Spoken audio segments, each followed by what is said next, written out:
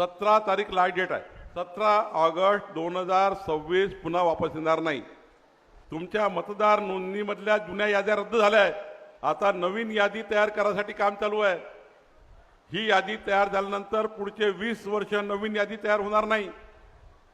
या यादीमध्ये तुमचं नाव आलं नाही, ज्यांचं नाव नसेल त्यांचं नाव कधी येणार नाही. मग अन्नाची योजना बंद, रेशनची योजना बंद, साऱ्या योजना या बंद होणार आहे. कारण आधार कार्ड आणि मतदान कार्डला तुमची योजना जोडणार आहे.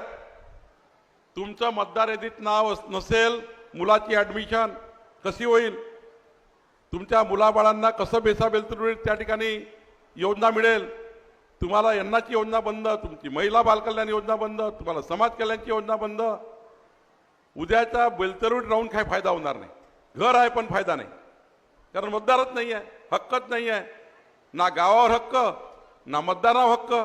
आणि म्हणून माझी विनंती आहे प्रत्येक माणसाला, प्रत्येक मतदाराला माझी विनंती आहे की 17 ऑगस्टच्या आत आपला फॉर्म भरून या. आपलं नाव मतदाराचं आहे का चेक करा.